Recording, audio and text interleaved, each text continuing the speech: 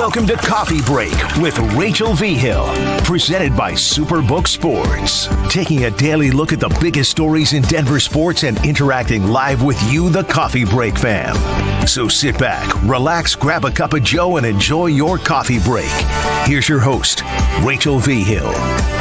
Happy Friday, everybody. It's Friday. Yeah, that Rebecca Black song is going to be stuck in my head. Woo, woo, woo. Pumped for the weekend, not pumped that Jerry Jeudy is going to be out for a couple of weeks. They're saying 3 weeks. I'm a little like, It's optimistic. It is optimistic. I like that word. It sucks. Yesterday, practice kind of just essentially died after Jerry Jeudy went down because it's like, oh, well, there's the biggest story of the day. Yep. Everybody wants to know, okay, well, now what's going to happen with Russ? Who's going to be his number one target? Everyone's like, Cortland Sutton, it's your time to step up. I just don't know how I feel about Cortland Sutton being target number one.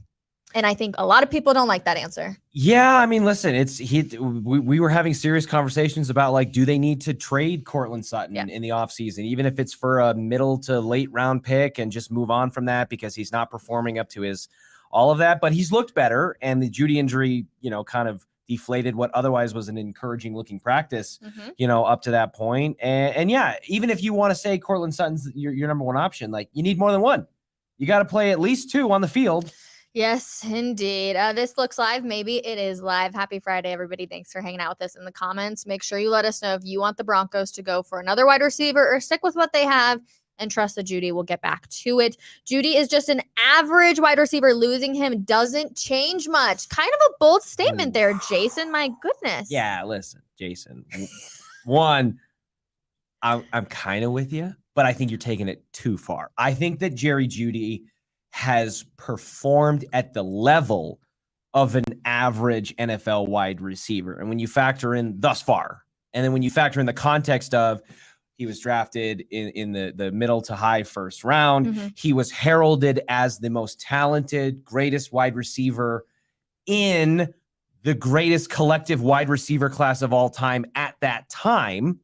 So when you factor in that context, I think it's easy because the bar is set so high to look at him that way. But he's a fantastic athlete. He's a great route runner. His chemistry with Russ and his familiarity in Sean Payton's offense seems to be getting better, right? Yep. So, I mean, is it fair to say that he's trending, or he was trending in the right direction up to this point? I thought we were going to see the highest ceiling for Jerry Jeudy this year. I felt like he had got more comfortable with Russ. I felt like there was no distractions, really. Sean Payton kind of comes down, lays down the law, and says, all right, here's what's going to happen. Here's what it's going to look like.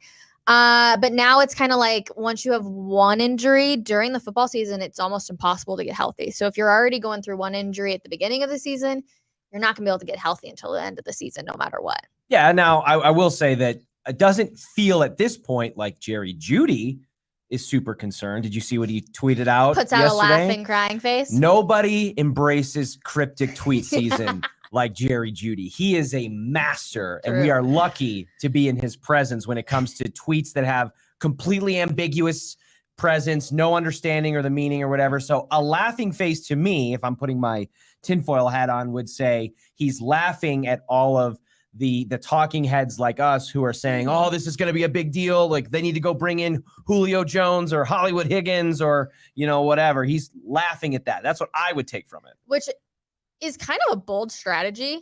I don't know why. It bothers me when athletes come out and like almost defend themselves, because I'm like, I feels like just karma is going to like come in and set in. And then all of a sudden he's going to deal with his hamstring injury all year long. Or it's like they're acknowledging that they're acknowledging you, and like, are you in their head? Or they like, and it's just like, okay, well, what if he sends that laughing, crying face? And it, again, we're all just crying to read the cryptic message, but it's like, he's doing it because it's 3 weeks and then he doesn't actually come back till week 6. You know what I mean? Sure. Like, yeah. You're opening the door. You're opening the door for someone to come back at you again. 100%. Jeudy gets a bad rap. I actually agree with that. He does. I do. I think people look at Jerry Jeudy, I don't know how to explain, like, just this bad guy. And actually he's very nice. He, supports his teammates really well. He's obviously had some off the field issues, but I would say being a teammate on that team, he's a good dude. Sure. And like I said, status breeds expectation. So Jerry Jeudy, with all of the accolades and all of the prowess that he was brought in with,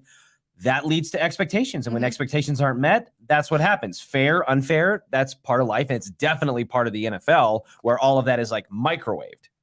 Now the big question with Jerry Jeudy dealing with this hamstring injury, and of course, they're again, like I said, they're only talking 3 weeks. I think it could end up being more. Do you bring in another free agent wide receiver, perhaps a bigger name, or do you stick with who is on the team right now? And surprisingly enough, usually I'm one of those people who I'm like, just stick with what you have. Like, again, we didn't have picks or anything of that nature, but I say go get a big name wide receiver. I just think with Tim Patrick being out, Cortland Sutton's not really that dog. If Jerry Jeudy deals with this hamstring injury that takes him out for a few games, maybe he returns week 1, but then all of a sudden it's nagging him again in week 4. Like, you're just going to want another big name. So I say actually go out and get a big name wide receiver. Okay. I think I can be on board with that, but I think it's a case-by-case basis. Like, it depends on who that big name wide receiver is. So, like, who in your mind are you picturing when you say it? Like, give me an example. I'm not on like the Julio Jones thing. I want to say Rashard Hollywood Higgins only because he's a CSU Ram guy.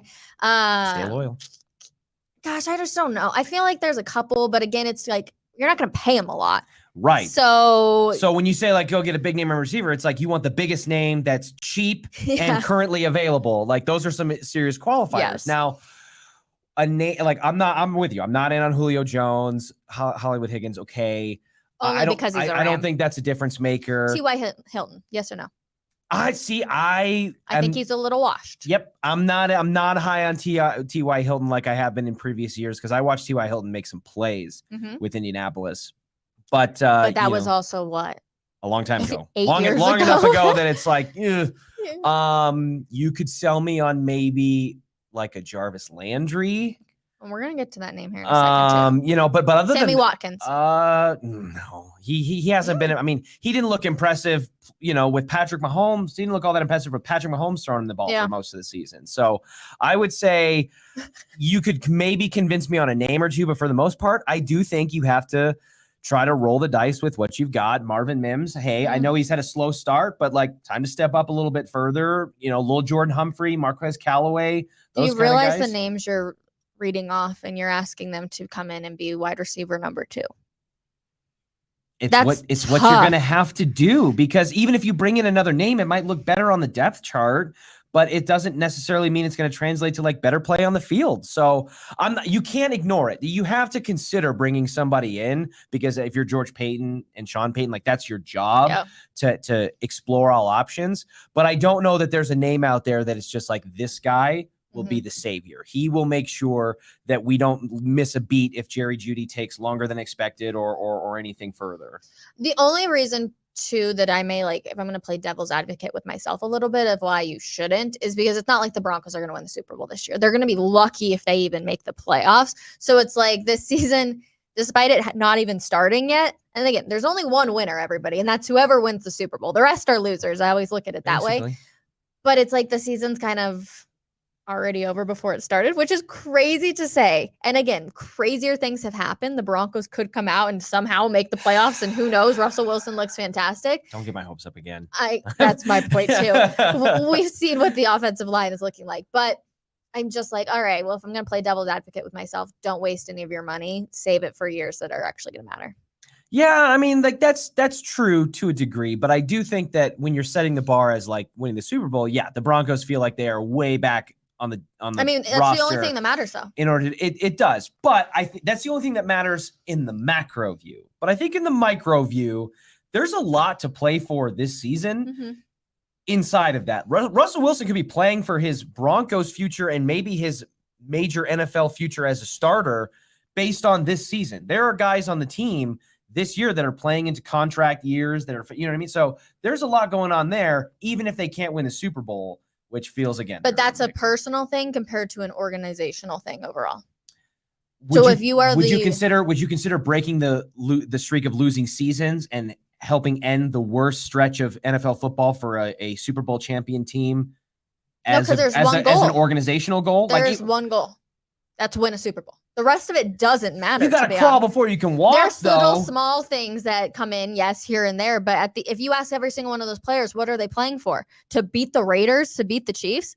Hell no. They're playing to win the Super Bowl. All right. Thank you. I'm with you. Okay. Chris Harris Jr. chimes in, though, on Twitter, and he says, damn, that hammy, 3 weeks. Jarvis Landry should be on the way. And somebody responds back, says, taking this as you've talked to someone on the inside, and his injury is a grade 1. And Chris responds, 3 weeks are pretty common for hamstrings in the league. Plus, he got carted off.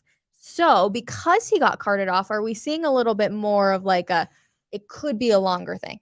I think that's a yes and no. I do think that there is an element of anytime you see the cart come out, like we talked about earlier this week. Yeah. Anytime you see the cart come out, it's a yikes. It's like my stomach kind of drops, and it's just like, oh no, because it's almost always synonymous with something serious. That being said, from an organizational standpoint, if you're an NFL team, a college team, hell, even a high school team, if you really wanted to go that route, which we need to get into the Letterman jacket. We'll do that towards the end of the show. I do think that there's something to be said about just being overly cautious. Yeah. You know, paramedics will apply like a C-spine collar to people on the ground to stabilize their neck, even if they don't know if there's a neck injury. True. You just have to be overly cautious because you don't know, and it's one of those like ties you lose. True. So I could see them saying, hey, no matter what, if somebody goes down and they can't pop right back up, or they didn't give that same respect to PJ Locke. True. So clearly, so maybe Jerry Jeudy's just a little bit higher up than PJ Locke. Clearly, there's some sort of subjectivity to it or a decision being made, but I'm not going to be surprised if there's just a general feel of like, hey, we have the cart out here. If there's even a thought to use it, let's just use it. Okay, Mark brings in a good point. He says, go get someone, though, not necessarily a big name. We need to recognize that this year is already toast. Thank you, Mark.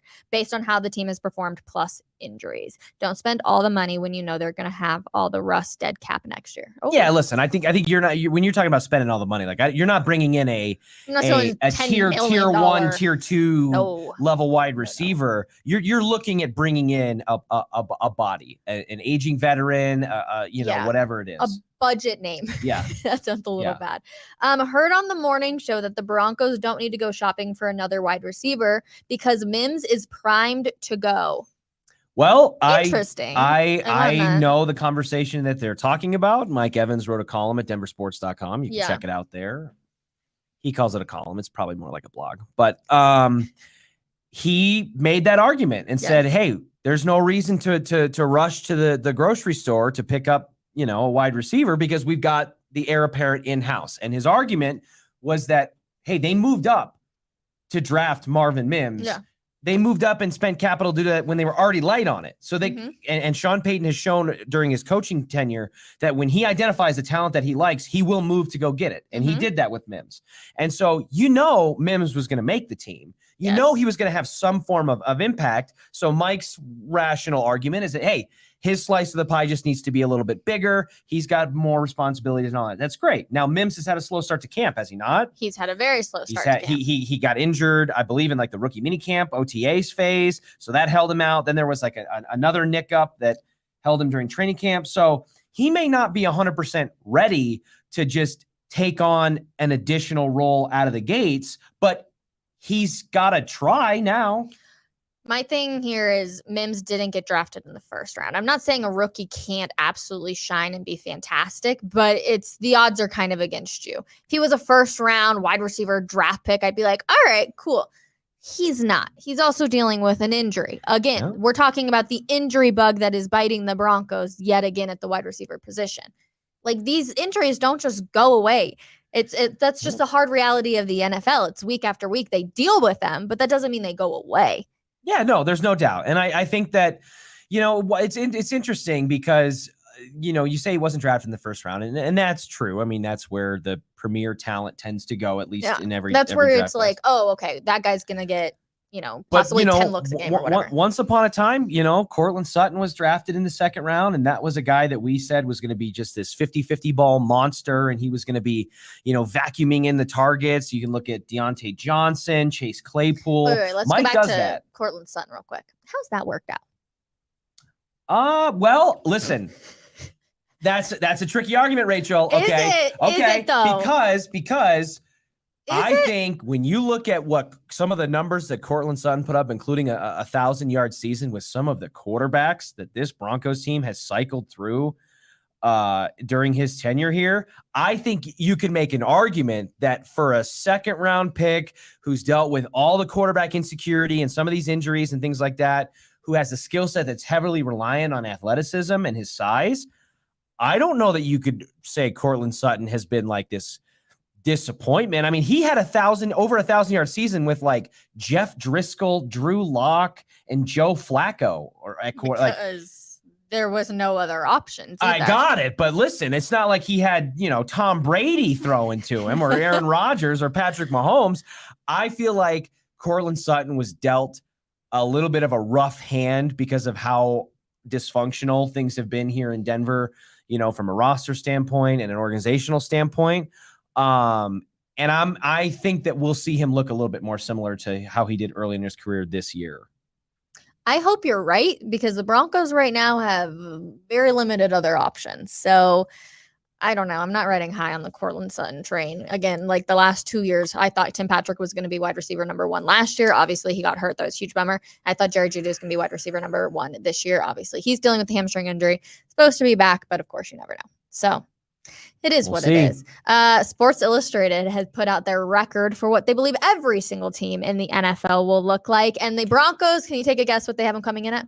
Do we know who wrote the article? Oh, there's one name in particular. Bad at the names. Because there's one name in particular that I know if this person wrote it, it's going to be pessimistic. So I'm just checking. Who's the name? I'll tell you if you're correct. Was it Connor Orr? Yeah. Okay. So my guess, I felt like I was relatively measured. You could call it pessimistic when I predicted them to go 7-10. So my guess is that Connor's going to be lower than me. But not, I mean, they were 5-12 last year. So there's no way he's predicting them to be worse.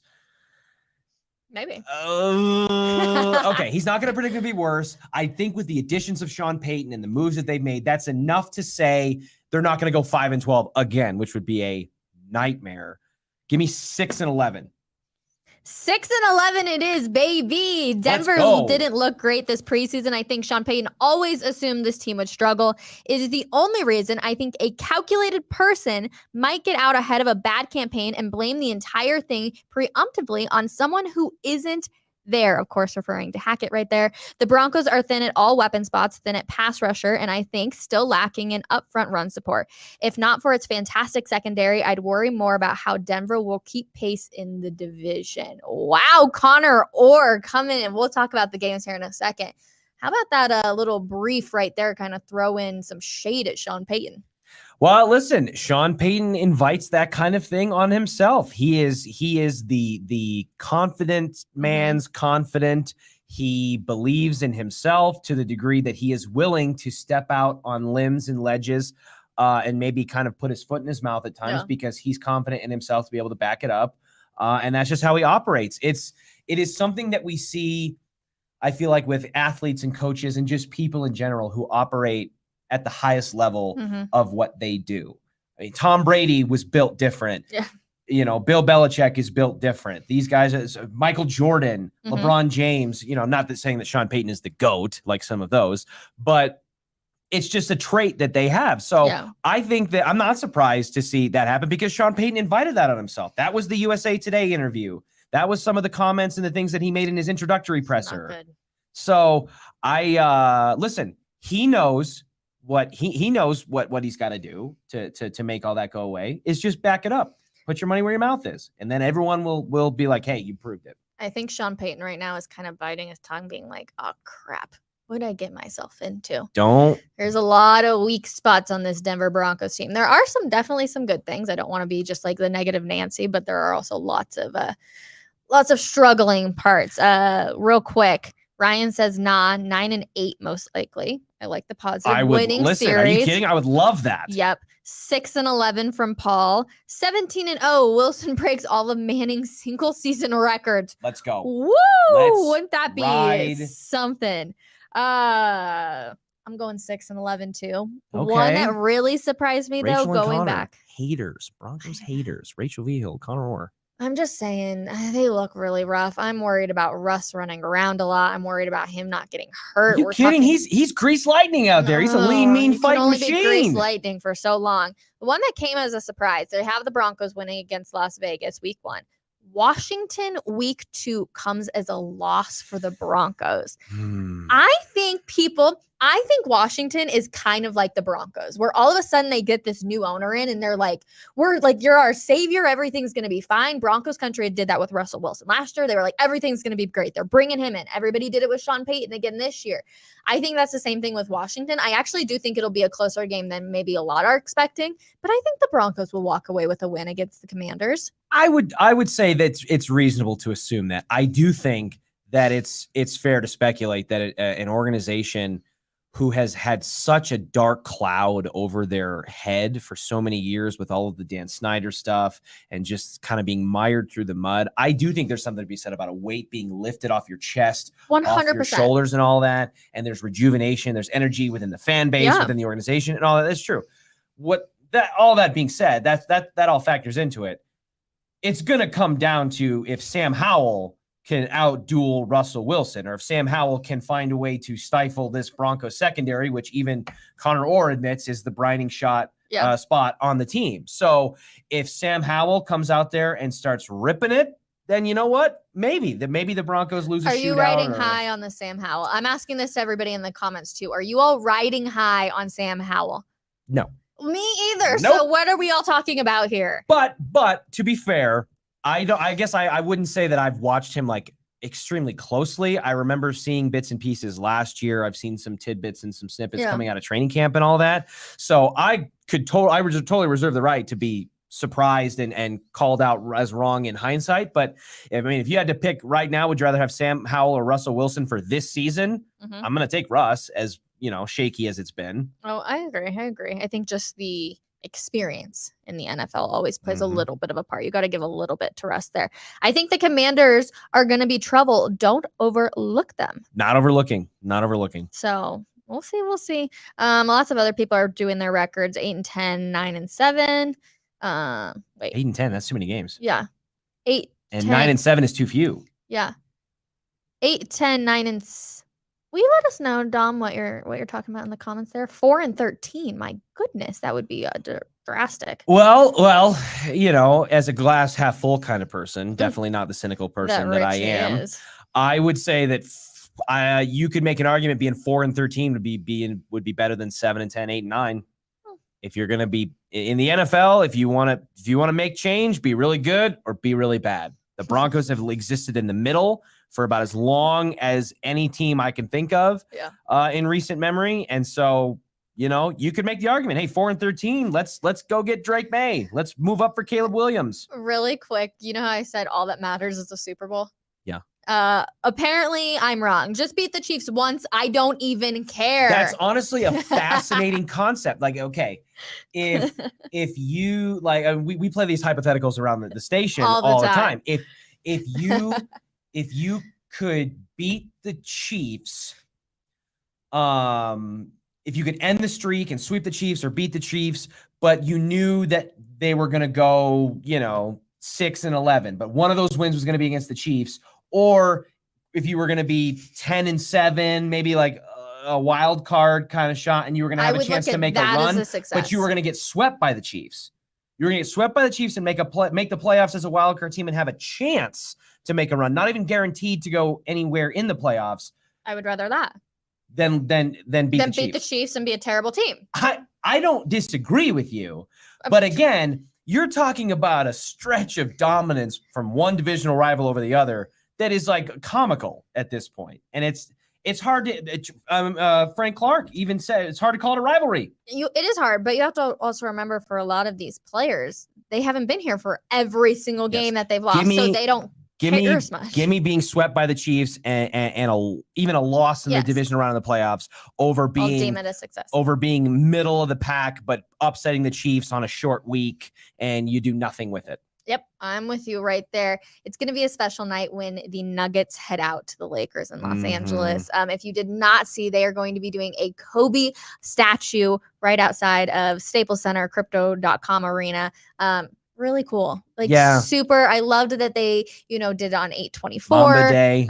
Vanessa Bryant was the one that like did this video. It's really cool, but it's cool that night, the day the unveiling happens, the Denver Nuggets will be playing at Crypto.com Arena. Yep. Just another awesome NBA moment that the Nuggets are going to be kind of at the center of everyone's attention for. Obviously super well deserved for Kobe, one of the most iconic players in NBA history, certainly in Lakers history. And that's going to be a special moment. There will be some onions being cut in that arena for sure. Kobe Bryant's death is one of those ones where you remember exactly where you were and what you were doing. We were all talking about this actually before the show started. And it's like every single person you talk to has that same thing of like, yeah, I knew exactly where I was. Yeah, 100%. I mean, there's only a handful. I off the top of my head, like I'll forever remember I was when Michael Jackson died, when Kobe Bryant died, when there's certain Bubble Boy, you know, like there's certain moments in Bubble time. Boy. It was. Yeah. I'm a youngster. What can I say? Google it. But I remember Michael Jackson too. Yes. Yeah. I was at Waterworld. But so, yeah, it's one of those moments where you just, it's weird. It's time stamped in your memory forever. And everyone kind of has their own unique kind of, story about it or how they found out. So I will be very excited to watch that. It's very cool that the Nuggets are going to be a part of that. Yeah. By happenstance or by design, however it kind of came together. Yeah. It's one of those where I'm like, maybe I should go out for that. That's like a once in a lifetime. Boy, that would be an atmosphere. Yeah. That would be something special. Maybe I might have to look into that because I do think that would just be one of those games where you would absolutely never forget it, whether Nuggets win or lose or whatever. Just the environment that you're going to be around would be absolutely crazy. It is Friday, which means we do Ask Us Anything Friday. So please put all of your comments in the questions and we will get around to them, or all your questions in the comments. My question is, Richie, the jacket. Yes. I haven't seen a Letterman jacket in I don't know how long. I saw one comment who was like, I wish I could still fit into my Letterman jacket. Please give it to me. Why are we wearing the Letterman jacket today? High school football starts, at least at the 5A level. I'm a Chaparral High School grad. It's the only time I will ever say go Wolverines because my Michigan State blood runs deep. But I was a high school football player at Chaparral. I went out for some adult beverages with my mom, who's in town for her 40th high school reunion. Love a good glass of lemonade at Douglas County, exactly. And she's childhood friends with a guy who ended up being my freshman football coach. And so he was there last night. I hadn't seen him in forever. Yeah. We were chopping it up. We were chatting, and it kind of just like got me thinking. And I woke up this morning and I was like, I think football season's right here. And I looked at it, and it starts this weekend. And so I dusted this baby off out of the closet. I have not put this on in God knows how long. I'm stunned. Show the ring. That it even semi fits. And I did. I went in my I have a case with my college ring and my high school class ring, which I was telling Rachel at the time, this was hands down the coolest thing that I'd ever had. I was like, I've never been more excited. And I designed it, customized it. You did the Jostens thing. You go online, you customize it. It's engraved with something totally ridiculous on the inside. And it was the Boys of Fall. Yeah. That Kenny Chesney song. I love that song. Yeah, that's just like a good one. Good music video too. Check it out on YouTube. I won't lie though, I like my ring a little bit better. I like your ring a lot better. Your ring is worth something. This is just worth Yours memories. Is worth memories. Exactly. We love that. Okay, question. More wins, Broncos or CU football? Broncos. Yep. Easy. Yeah. I think CU's got a tough slate. They're going to get the best Broncos version have more of opportunities. Every single team because of the hype around Coach Prime. It's like when you win a championship, right? Like every team kind of circles you and is like, all right, you're getting our A squad tonight. I think that's what's going to happen with CU, at least for the first couple of games. If they're like 1-5 or whatever, then it's like, all right, the Buffs. Honestly, when you put it in terms of like, I think the Broncos would be bowl eligible in terms of number of wins. I'm not sure CSU gets there in year one, or CU, excuse me. CSU is not going to. Going for some more. Oh yeah, somebody said great question, Grant. Good question. You're both too young to remember 9/11, aren't you? I do not remember. 9/11. I actually do. I was very young. I'm 30. So I was fairly young, but I actually do vividly remember things being interrupted and watching the news coverage, not really having a framework of what was going on in that moment. But I actually do remember where I was for that one. I want to hear Rooftop Richie rant about Drew Lock again. LOL. Oh, 20-second rant. I'll give it to you. The mic is yours. I don't understand how, and I don't even want to hear about, he was Vic Fangio and he wasn't given the right opportunity. He was brought in to be the starting quarterback of this team, and he couldn't beat out has he ever won a quarterback competition in his life? He was probably the heir apparent starter in high school. I don't know that he had much competition at Missouri. He was a 4-year starter there, if I'm not mistaken. Yeah. Every time he was faced with adversity, he failed. He crumbled. And I want to say that I wish him the best, and deep down I really do. But for the purposes of this, I am glad that we are no longer contemplating whether or not we want to watch him give up 2 or 3 horrible turnovers and do the young Jeezy dance on the sideline. Not to be confused with the Rachel V. Hill dance, which is elbows in, wrists out, and a little wiggle from the hips. That I've noticed. All right, I've got a question. Broncos obviously will be cutting down to the 53-man roster. I believe they're going to be making some moves next week. Will Garrett Bowles be a part of this Denver Broncos team come week 1? Yes. I think he will be a part. They don't have the best outlook on the offensive line, and I do think that there's fair speculation to say that they may not be thrilled with Garrett Bowles' production on the field after he made that contract extension. But I don't think that comes into play this year. I think that's more of a next offseason question. I'm with you. I think we will see Garrett Bowles week 1. Lots of conversations happening around him, though. 53-man roster. Things start happening next week. That's crazy to even think about. Our last preseason game tomorrow at home against the LA Rams.